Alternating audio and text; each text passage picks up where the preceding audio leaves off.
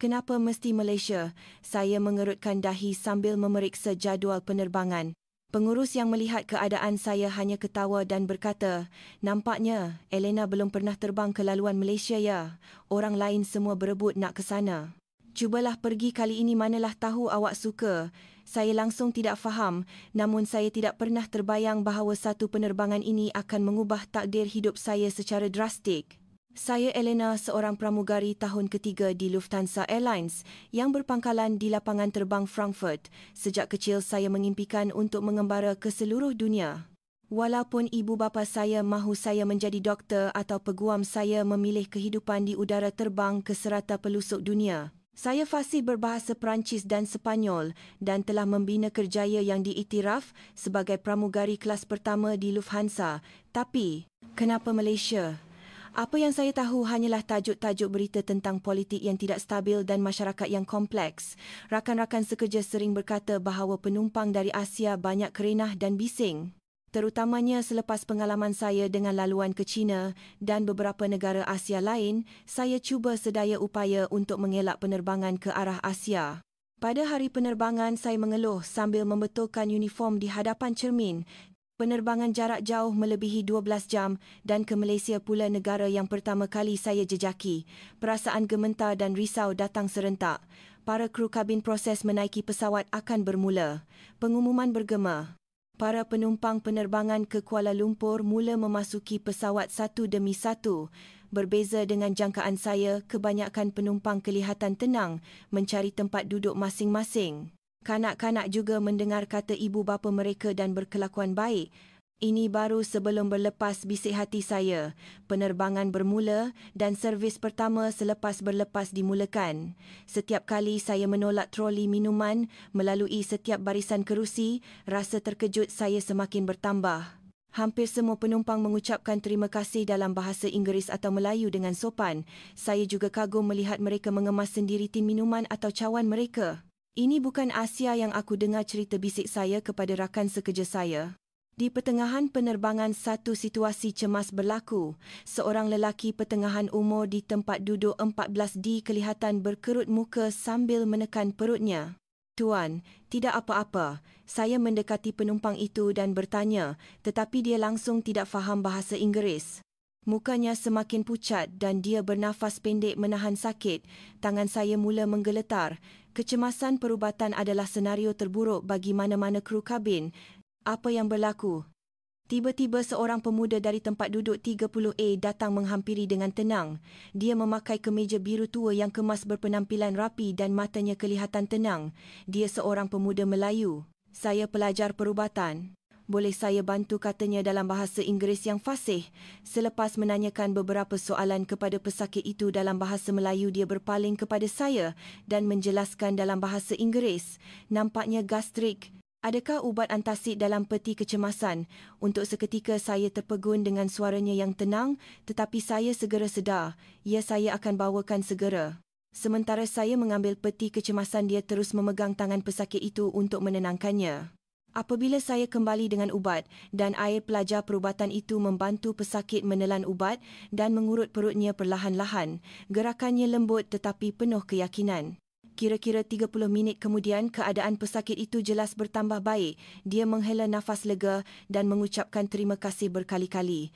"Terima kasih banyak-banyak. Kalau awak tiada tadi," kata saya dengan tulus. Dia tersenyum mesra dan menjawab, "Nama saya Amir, perkara kecil sahaja." Saat mata saya bertentang dengan mata Amir, saya merasakan satu perasaan yang aneh. Jantung saya berdebar kencang seolah-olah dilanda gelora kecil. Saya tidak dapat membezakan sama ada perasaan ini hanyalah rasa terima kasih atau sesuatu yang lain. "Saya Elena, awak benar-benar telah membantu," kata saya. Suara saya kedengaran sedikit lebih tinggi daripada biasa. Sepanjang baki penerbangan saya sering mendapati pandangan saya terarah ke tempat duduk 30A. Amir menghabiskan masanya dengan membaca buku atau mendengar muzik. Hanya sekali mata kami bertemu dan dia menghadiahkan senyuman lembut. Pada ketika itu, saya merasakan sesuatu bergetar di dalam hati saya. Langit di luar tingkap mula cerah. Pesawat yang sudah memasuki ruang udara Malaysia akan mendarat di KLIA tidak lama lagi.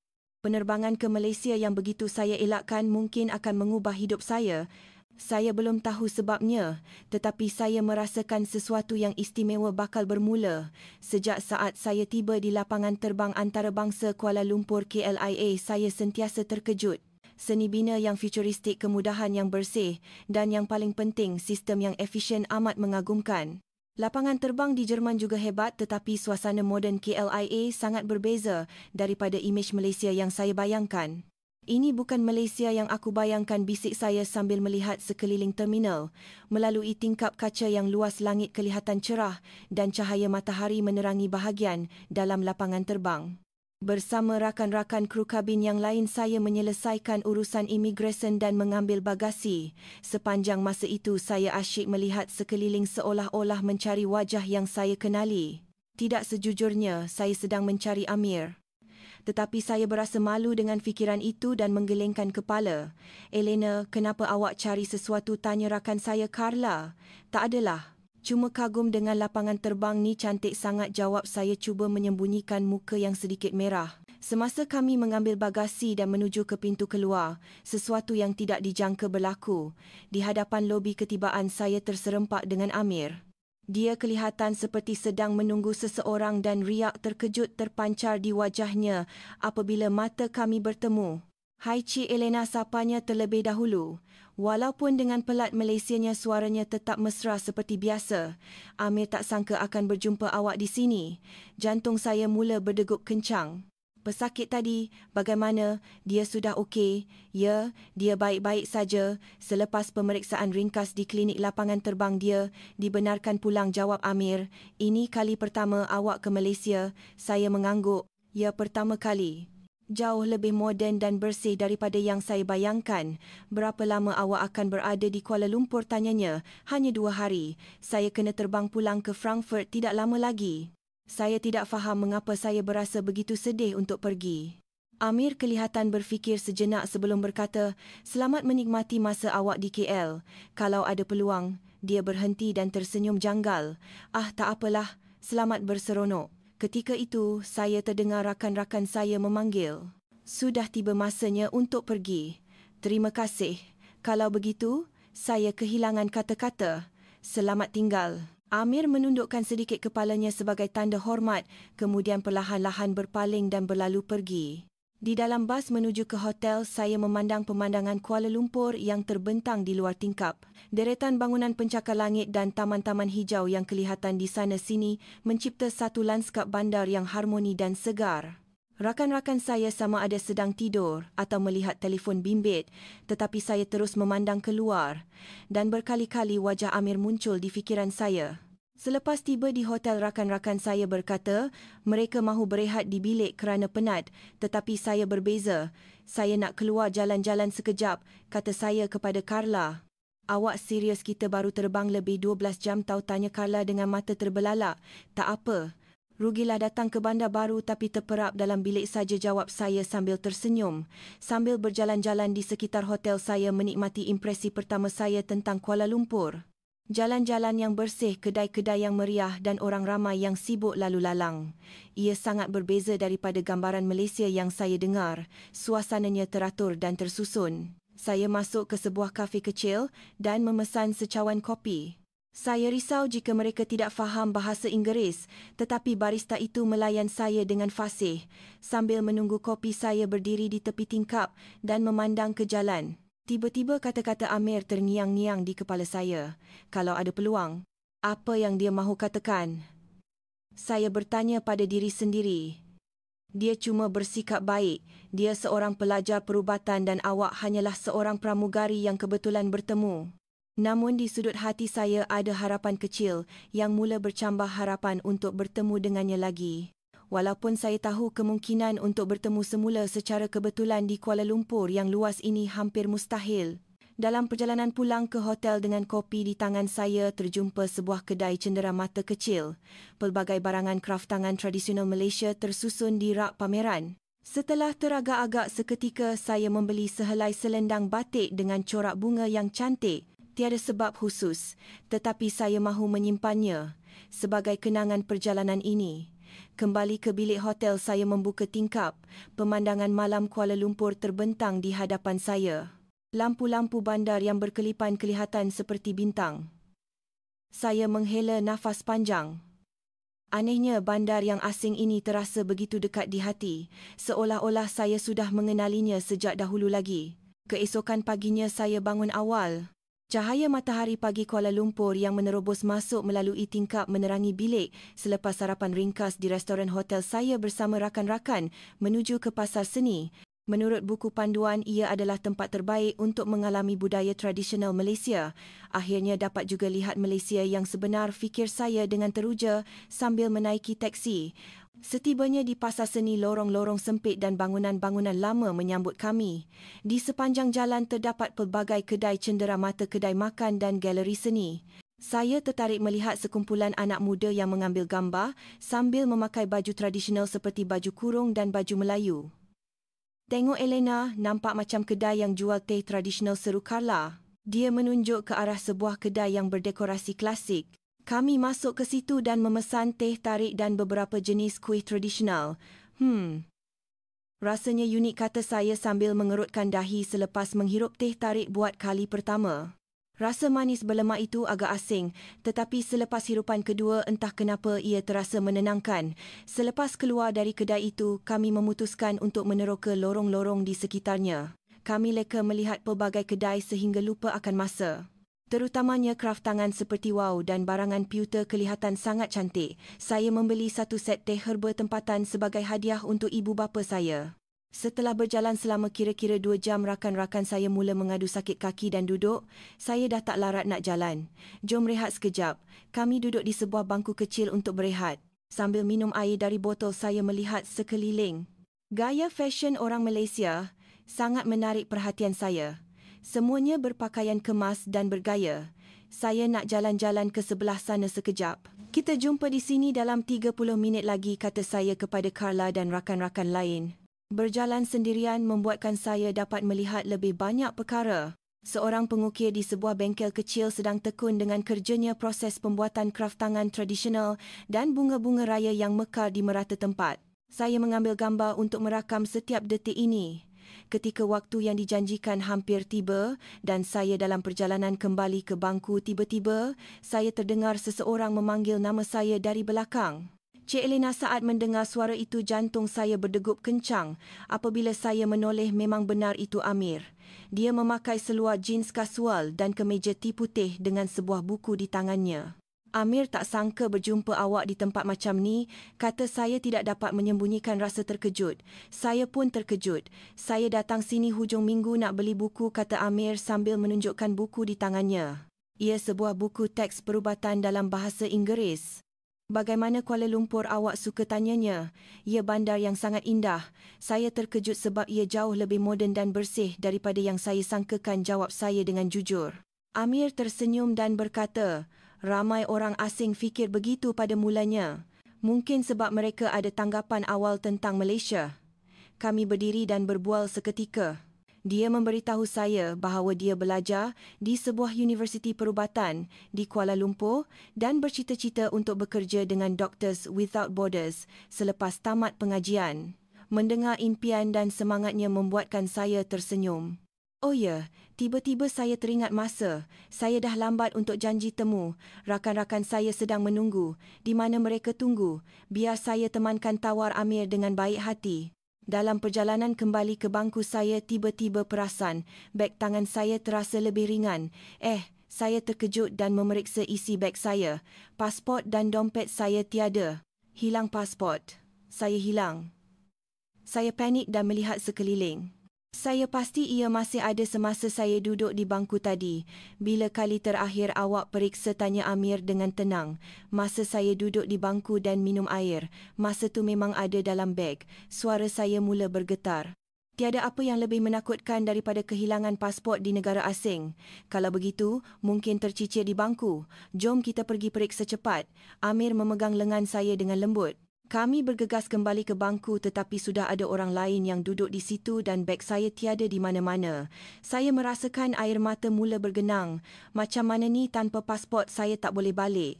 Saya mengesat air mata dengan tangan. Amir berkata dengan tenang, pertama sekali bertenang. Kita perlu buat laporan di balai polis. dan kita juga perlu hubungi kedutaan Jerman.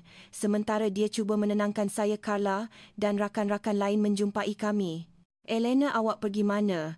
Dah lebih 30 minit tahu, Carla merungut, tetapi sebaik sahaja melihat riak wajah saya dia bertanya, kenapa ni? Saya hilang pasport dan dompet, kata saya dengan suara bergetar. Mujurlah Amir membantu menguruskan keadaan.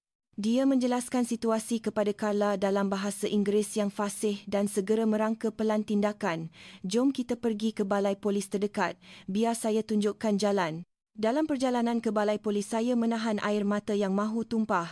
Amir berjalan di sebelah saya dengan senyap sesekali berkata, jangan risau, semuanya akan baik-baik saja untuk menenangkan saya. Anehnya kehadirannya sahaja sudah cukup untuk membuatkan hati saya sedikit tenang. Setibanya di balai polis, Amir bertindak sebagai penterjemah semasa saya menjelaskan keadaan. Tanpa bantuannya ia pasti mustahil. Selepas selesai mengisi semua borang dan memberi keterangan, seorang pegawai polis menyampaikan berita yang mengejutkan. Ada seseorang yang jumpa beg ni dan hantar ke balai polis, kata Amir menterjemahkan kata-kata pegawai itu. Memang benar itu beg saya. Pasport dan dompet saya ada di dalamnya tidak terusik.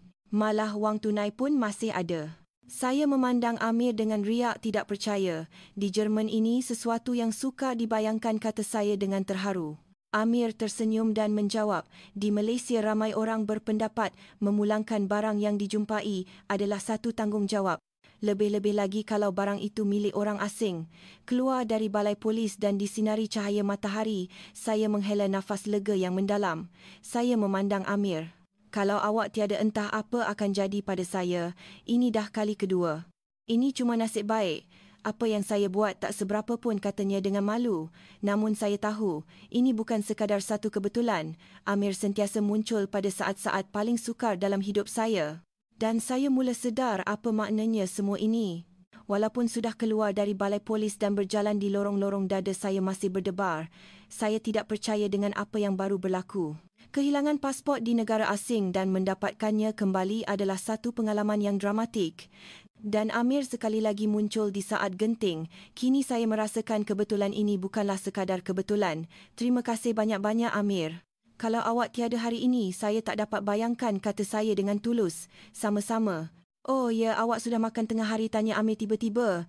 Saya melihat jam sudah melepasi pukul 1 tengah hari. Rakan-rakan saya memberi isyarat mata kepada saya. Kami nak balik hotel. Penat sangat. Awak pergilah jalan-jalan lagi kalau nak. Mereka kelihatan letih lesu, terutamanya selepas insiden kehilangan pasport. Saya teragak-agak, sama ada makan tengah hari bersama Amir atau kembali ke hotel bersama rakan-rakan. Tak apa. Jumpa nanti, kata Carla sambil melambai tangan dan menahan teksi bersama rakan-rakan lain. Saat saya tinggal sendirian, suasana tiba-tiba menjadi janggal. Saya baru sedar ini adalah kali pertama saya berdua-duaan dengan Amir. Ibu saya ada buka sebuah kedai makan kecil.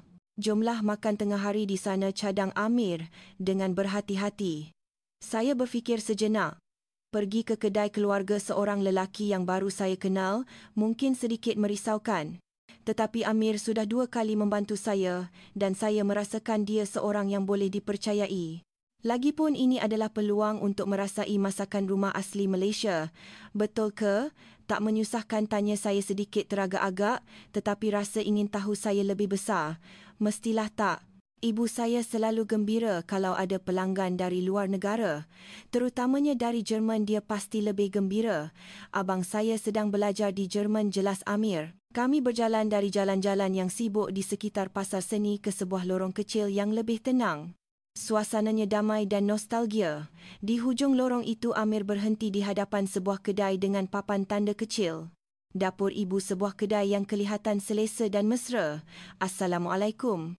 Sebaik sahaja Amir membuka pintu udara hangat bersama aroma masakan yang lazat menyapa kami. Bahagian dalam kedai lebih luas daripada yang saya sangkakan dengan beberapa buah meja. Dindingnya dihiasi dengan pelbagai cenderamata dari negara-negara berbeza. Terdapat beberapa orang pelanggan sedang makan dan di dapur seorang wanita pertengahan umur sedang sibuk memasak. Mak Amir bawa kawan, kata Amir dalam bahasa Melayu. Wanita pertengahan umur itu keluar dari dapur sambil memakai apron dan menyambut kami dengan senyuman mesra. Ibu Amir kelihatan jauh lebih muda dan bertenaga daripada yang saya bayangkan. Wah, jarang Amir bawa kawan datang sini. Selamat datang, sapa Ibu Amir dalam bahasa Inggeris yang fasih. Saya terkejut dan mata saya membulat. Ibu saya dulu pensyarah bahasa Inggeris di universiti. Sekarang dah bersara, dia buka kedai makan ni jelas Amir. Kami duduk di meja tepi tingkap dan Ibu Amir segera menyediakan makanan. Amir menerangkan kepada saya tentang budaya makan di Malaysia. Biasanya hidangan asas kami terdiri daripada nasi lauk utama dan beberapa hidangan sampingan. Tidak lama kemudian meja kami dipenuhi dengan pelbagai hidangan yang berwarna-warni dan berbau harum. Nasi putih, sup ayam masak merah dan beberapa hidangan sampingan seperti sayur campur dan sambal belacan dihidangkan dalam piring kecil. Semua ini untuk kami, tanya saya dengan terkejut. Amir dan ibunya ketawa. Ya, beginilah hidangan set kami. Tak perlu habiskan semua. Makanlah apa yang awak suka. Sebaik sahaja suapan pertama masuk ke mulut saya terpukau. Walaupun rasanya asing, ia anehnya menenangkan. Terutamanya ayam masak merah, rasa manis dan pedasnya sangat serasi dengan nasi. Sambal belacan pada mulanya terasa sedikit pedas, tetapi selepas suapan kedua tekstur dan rasanya membuatkan saya ketagih. Sedapnya, kata saya dengan jujur. Sepanjang makan, Ibu Amir dengan ramah berkata, makanlah lagi, jangan malu-malu, sambil beberapa kali cuba menambah nasi dan lauk untuk saya. Saya mula risau jika harganya mahal kerana layanan yang begitu baik. Dengan hidangan sebanyak ini, harganya mesti mahal kan, tanya saya dengan berhati-hati. Amir ketawa dan menjelaskan, jangan risau, ini hidangan set jadi harganya tetap. Ini cara ibu saya melayan tetamu. Betul ke di Jerman ini sukar dibayangkan? Saya tidak dapat menyembunyikan rasa terkejut selepas makan. Ibu Amir menghidangkan buah-buahan dan teh panas. Aroma teh yang wangi itu adalah pencuci mulut yang sempurna. Masakan Malaysia sungguh hebat. Terutamanya layanan mesra ini sangat mengagumkan, kata saya menyampaikan rasa terima kasih. Layanan mesra adalah budaya istimewa kami. Yang penting adalah membuat tetamu gembira dengan sepenuh hati, kata Ibu Amir dengan bangga. Sambil berbual, saya merasakan bahawa waktu ini lebih daripada sekadar makan tengah hari. Ini adalah saat di mana saya mengalami sendiri kehangatan hati orang Malaysia, budaya berkongsi dan layanan mereka. Ini bukan sekadar makanan. Ini adalah hidangan dari hati, kata Amir, seolah-olah membaca fikiran saya. Ketika kami melangkah keluar dari kedai, hati saya terasa hangat. Bukan sekadar perut yang kenyang, tetapi jiwa saya juga terasa dipenuhi. Saya sekali lagi menyedari betapa istimewanya pengalaman merasai kehangatan keluarga yang tidak dikenali di negara asing. Hari ini adalah pengalaman yang sangat istimewa. Terima kasih banyak-banyak, kata saya mengucapkan terima kasih yang tulus kepada Amir dan ibunya. Datanglah lagi bila-bila masa, kata Ibu Amir sambil memegang tangan saya dengan mesra. Sambil berjalan bersama Amir di luar, saya memikirkan tentang perasaan akrab yang aneh yang saya rasai di bandar asing ini. Mungkin Malaysia jauh lebih dekat di hati saya daripada yang saya bayangkan. Awak dah lihat menara berkembar Petronas? Soalan Amir membuatkan saya menggelengkan kepala. Saya sedang memikirkan bagaimana untuk menghabiskan hari terakhir saya di Malaysia. Belum lagi. Ada dalam buku panduan tapi tak sempat. Kalau begitu, jom kita pergi sekarang. Saya akan tunjukkan wajah sebenar Kuala Lumpur, cadang Amir. Saya teragak-agak sekejap. Sudah melepasi pukul 3 petang dan esok pagi saya perlu berlepas. Tetapi saya tidak mahu melepaskan peluang ini. Jika saya pulang ke Jerman, entah bila lagi saya dapat ke Malaysia dan bertemu Amir. Baiklah, saya nak pergi, jawab saya sambil tersenyum. Kami menaiki LRT untuk ke KLCC. Sistem pengangkutan awamnya sangat bersih dan efisien. Semua pengumuman dibuat dalam bahasa Melayu dan Inggeris memudahkan pelancong asing. Pengangkutan awam di KL sangat hebat, ya. Mungkin lebih bersih dan tepat masanya daripada di Jerman, kata saya dengan jujur. Amir tersenyum dan menjawab, gembira mendengarnya. Malaysia memang mementingkan teknologi dan kemudahan. Selepas turun dari stesen, kami berjalan di taman berhampiran. Pemandangan menara berkembar yang megah dan landskap bandar di sekelilingnya terbentang di hadapan mata. Taman itu meriah dengan orang berbasikal keluarga yang berkelah dan mereka yang berjoging. Wah, lebih besar dan cantik daripada yang saya bayangkan, kata saya dengan kagum. Jom kita lihat pertunjukan air pancut. Dari situ pemandangan KL pada waktu malam akan menunjukkan wajah yang berbeza, cadang Amir. Kami mencari tempat duduk yang baik berhampiran tasik sementara menunggu matahari terbenam. Angin petang yang sepoi-sepoi bahasa terasa nyaman. Apabila matahari mula terbenam, panorama Kuala Lumpur mula menampakkan keindahannya. Bandar yang sangat indah, kata saya dengan tulus. Pada mulanya saya ada tanggapan buruk tentang Malaysia. Saya fikir ia tempat yang bising, rumit dan meletihkan. Amir kelihatan berfikir sejenak sebelum bertanya dengan lembut, adakah fikiran itu sudah berubah? Saya mengangguk. Berubah sepenuhnya.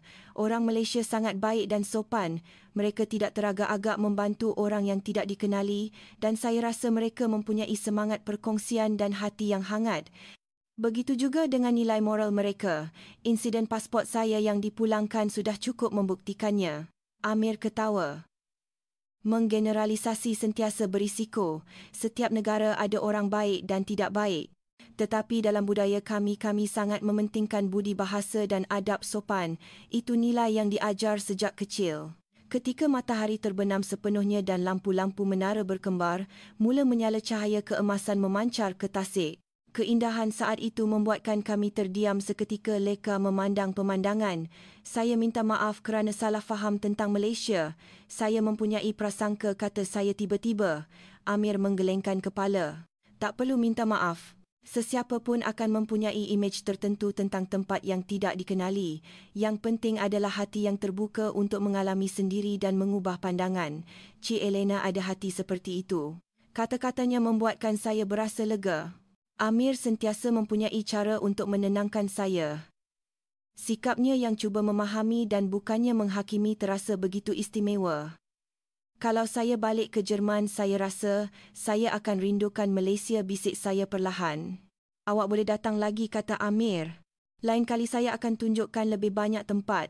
Pulau Pinang, Langkawi, Melaka. Malaysia masih ada banyak tempat yang indah. Kata-katanya menghangatkan hati saya. Perkataan lain kali kedengaran seperti janji bahawa kami akan bertemu lagi. Namun secara realistiknya jadual Lufthansa tidak menentu dan peluang untuk ditugaskan ke laluan Malaysia lagi adalah tipis.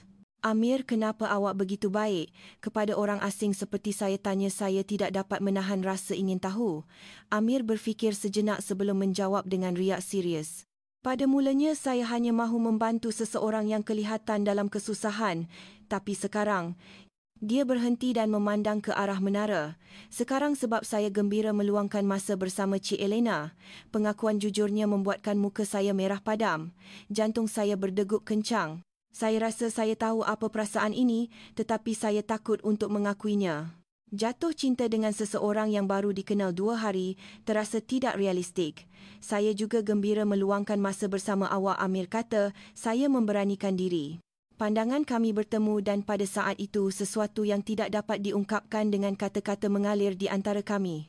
Pertunjukan air pancut bermula dan pemandangan malam Kuala Lumpur menjadi semakin indah dengan lampu yang berwarna-warni. Cantiknya matahari terbenam tadi, kata Amir sambil menunjuk ke langit yang masih kemerahan. Pemandangan itu seperti babak dalam filem. Saya mahu mengingati saat ini selamanya. Nak saya ambilkan gambar cadang Amir? Saya menyerahkan telefon saya dan dia mengambil gambar saya dengan latar belakang menara berkembar. Kemudian saya pula mengambil gambarnya. Akhirnya kami meminta seorang pelancong lain untuk mengambil gambar kami berdua. Ketika pertunjukan hampir berakhir, kami berdiri bersebelahan sambil menikmati pemandangan malam Kuala Lumpur. Sambil bersandar pada pagar, saya perasan tangan Amir perlahan-lahan mencari tangan saya. Pada mulanya saya sedikit terkejut, tetapi perasaan itu segera diganti dengan rasa selesa dan selamat. Tangannya yang hangat memberi saya ketenangan. Esok awak akan berlepaskan, tanya Amir perlahan. Ya. Penerbangan pukul 10 pagi. Saya tidak dapat menyembunyikan rasa sedih. Boleh saya hantar awak ke lapangan terbang cadangnya? Betul ke? Tak menyusahkan. Awak tiada kelas atau urusan lain? Saya tidak dapat menyembunyikan rasa terkejut. Tak apa. Esok saya tiada kelas, kata Amir sambil tersenyum.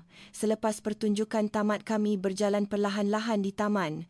Malam semakin larut dan suhu menurun, membuatkan saya sedikit menggigil. Amir dengan selamba menanggalkan jaketnya dan meletakkannya di bahu saya. Terima kasih, kata saya sambil menarik jaket yang masih terasa hangat dengan suhu badannya. Dalam perjalanan pulang ke hotel kami banyak berbual tentang impian masing-masing keluarga, makanan kegemaran, tempat yang pernah dilawati. Semua perbualan mengalir dengan lancar, seolah-olah kami sudah lama mengenali antara satu sama lain. Apabila tiba di hadapan hotel, saya berasa sangat berat untuk berpisah. Esok pukul 8 pagi kita jumpa di sini. Terima kasih. Sungguh kata saya dengan tulus. Amir teragak-agak sejenak sebelum memeluk saya dengan lembut. Pelukan yang singkat tetapi sangat hangat. Kemudian dia berkata, jumpa esok dan berpaling pergi. Kembali ke bilik hotel dan berbaring di atas katil, saya memandang siling sambil mengimbas kembali hari ini. Di dalam hati perasaan bahagia dan sedih bercampur baur. Fikiran bahawa esok saya perlu mengucapkan selamat tinggal kepada semua ini membuatkan hati saya sakit. Namun, ada satu perkara yang pasti. Kemunculan negara bernama Malaysia dan seorang lelaki bernama Amir dalam hidup saya bukanlah satu kebetulan. Saya merasakan ia adalah permulaan kepada sesuatu yang lebih besar dan bermakna. 3 minggu telah berlalu sejak saya kembali ke Frankfurt. Setiap pagi apabila saya bangun kenangan di Kuala Lumpur, terasa seperti mimpi. Namun sekeping gambar di atas meja sisi katil membuktikan bahawa semuanya adalah kenyataan. Gambar saya dan Amir yang diambil di Taman KLCC. Elena, jadual untuk minggu ni dah keluar, kata rakan sekerja saya Maria sambil masuk ke bilik rehat. Saya menjawab acuh tak acuh sambil minum kopi. Ke mana New York, London, Awak dapat laluan ke Kuala Lumpur lagi? Maria berkata dengan mata terbelalak. Saya terkejut sehingga hampir tertumpah kopi saya. Kuala Lumpur betul ke? Ya betul. Tapi kenapa awak terkejut sangat? Selalunya orang tak suka dapat laluan yang sama 2 kali berturut-turut, tanya Maria dengan hairan. Oh, sebab Malaysia rupa-rupanya lebih baik daripada yang saya sangkakan, jawab saya keliru dengan reaksi saya sendiri. Maria memandang saya dengan curiga. Jangan-jangan ada sesuatu yang istimewa berlaku di Malaysia. Saya merasakan muka saya merah padam. Saya tidak mahu memberitahu Maria tentang Amir. Perasaan ini masih terlalu baru dan berharga untuk dikongsi dengan sesiapa. Cuma, makanannya sedap sangat. Saya cuba berdalih. Semakin dekat hari penerbangan ke Kuala Lumpur, saya menjadi semakin resah. Saya telah menghantar email kepada Amir memberitahunya bahawa saya akan ke Kuala Lumpur lagi, tetapi dia tidak membalas. Mungkinkah bagi dia saya hanyalah seorang warga asing yang berlalu pergi? Fikiran itu membuatkan hati saya berat. Ketika pesawat menghampiri ruang udara Kuala Lumpur, pemandangan di luar tingkap terasa begitu akrab, seperti bertemu semula dengan seorang kawan lama. Sebaik sahaja saya selesai urusan imigresen dan melangkah ke lobi ketibaan, jantung saya seakan terhenti. Di hadapan pintu keluar, Amir sedang berdiri. Di tangannya ada sekeping kertas putih bertulis Elena. Amir. Sebaik sahaja saya melihatnya, saya melajukan langkah. Dia tersenyum sambil menghampiri. Saya dah terima email awak. Saya tak balas sebab saya nak jumpa dan cakap terus. Kami duduk dan berbual di sebuah kafe di lapangan terbang. Amir memberitahu bahawa dia sibuk dengan peperiksaan di universiti selama 3 minggu ini. Saya pula bercerita tentang kehidupan harian saya di Frankfurt dan betapa saya merindui Malaysia. Awak akan berada di KL selama 2 hari sebelum pulangkan, tanya Amir. Ya, kali ini sekejap saja, tapi saya akan datang lagi. Walaupun laluan ke Malaysia popular, di kalangan pramugari lain saya akan cuba mohon lagi, jawab saya. Kalau begitu, boleh kita luangkan masa bersama lagi. Kali ini, masih banyak tempat yang saya belum tunjukkan pada awak, cadang Amir dengan berhati-hati. Maka bermulalah hubungan istimewa kami. Setiap bulan saya akan memohon untuk penerbangan ke Kuala Lumpur dan setiap kali Amir akan menunggu saya di lapangan terbang. Kadang-kadang 2 hari, kadang-kadang 3 hari. Masa yang singkat itu kami gunakan untuk meneroka setiap sudut Kuala Lumpur bersama-sama. Kemegahan Istana Negara, keunikan rumah-rumah tradisional di Kampung Baru, pemandangan malam dari Menara KL sehingga ke wajah moden Bukit Bintang. Setiap kali Amir akan menunjukkan tempat baru sambil menceritakan sejarah dan budaya Malaysia. Pada lawatan ke-6 kami sedang berjalan di sepanjang tebing sungai yang telah dinaik taraf sambil berbual. Hubungan jarak jauh ni bukan mudahkan, kata saya tiba-tiba. Amir menggenggam tangan saya lebih erat. Memang susah, tapi fikiran untuk berjumpa Elena sudah cukup untuk saya bertahan sebulan.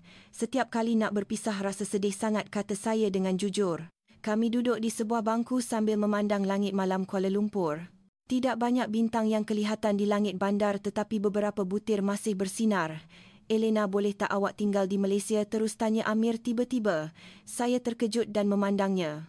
Di matanya terpancar kesungguhan dan kerisauan. Tinggal di sini, tapi kerja saya.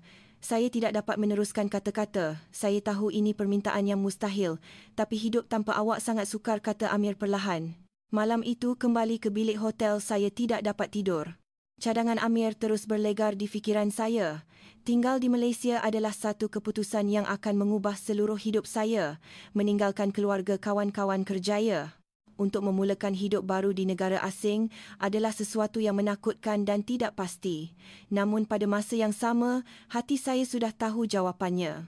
Perasaan hampa setiap kali kembali ke Frankfurt dan debaran setiap kali tiba di KLIA. Hati saya sudah berada di Kuala Lumpur di sisi Amir.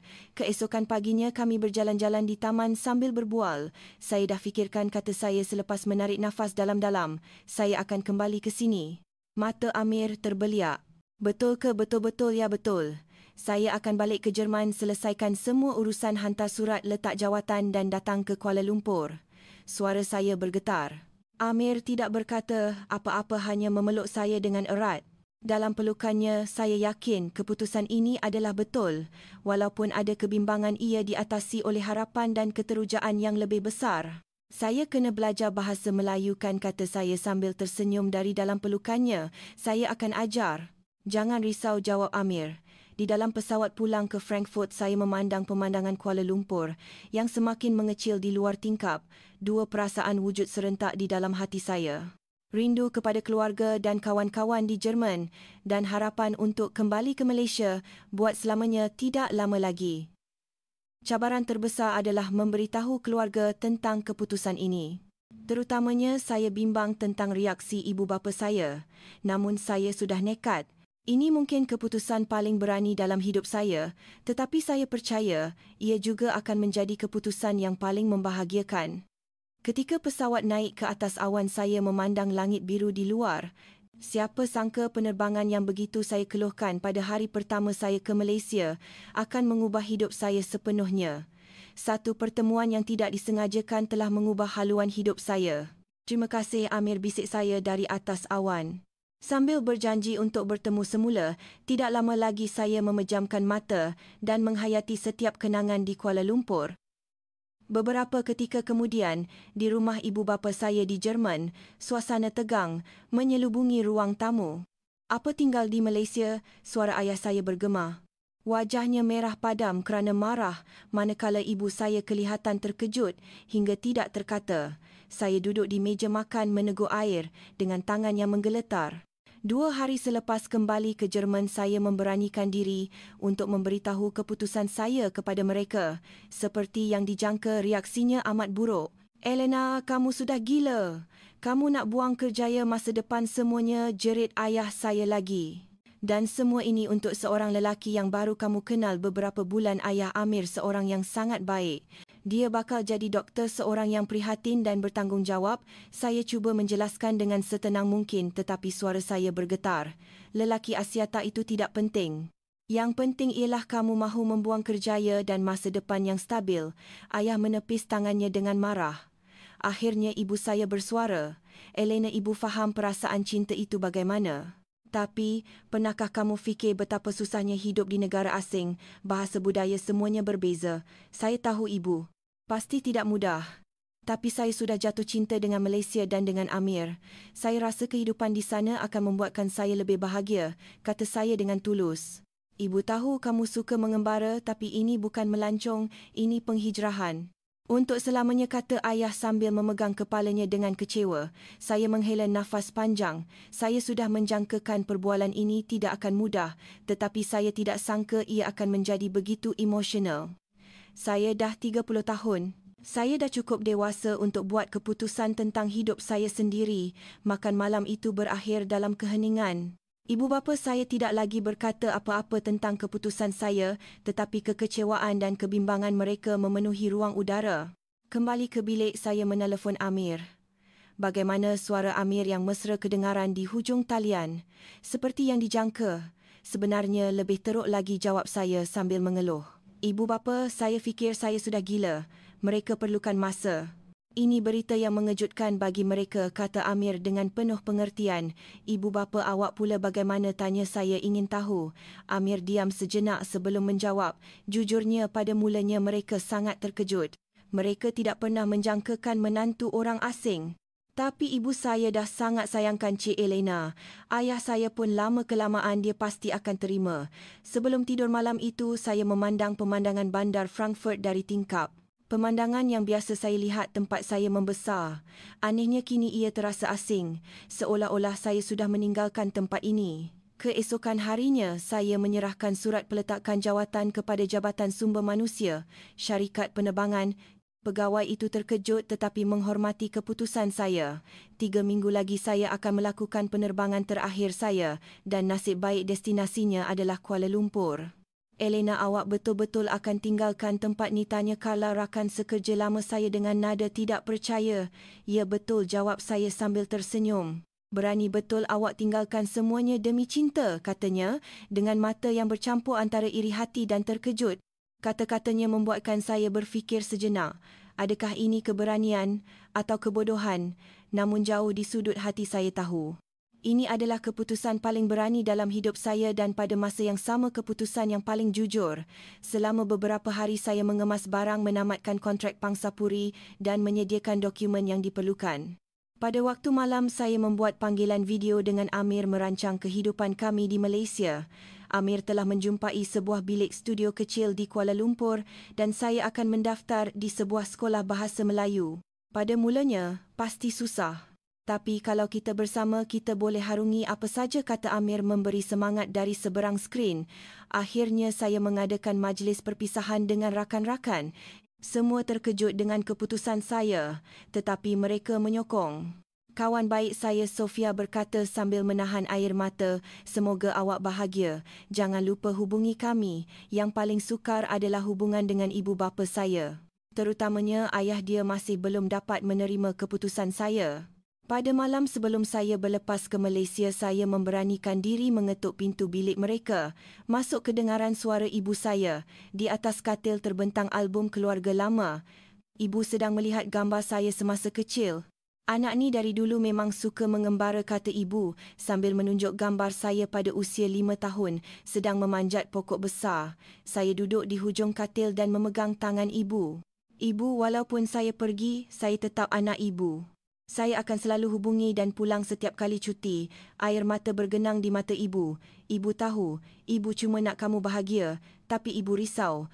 Ayah berdiri di tepi tingkap memandang keluar. Dia perlahan-lahan berpaling dan memandang saya. Matanya juga berkaca. Ayah tak pernah terfikir akan lepaskan kamu pergi sejauh ini, suaranya bergetar. Tapi kalau itu yang betul-betul kamu mahu, ayah akan hormati keputusan kamu. Mendengar kata-kata itu, saya berlari memeluk ayah.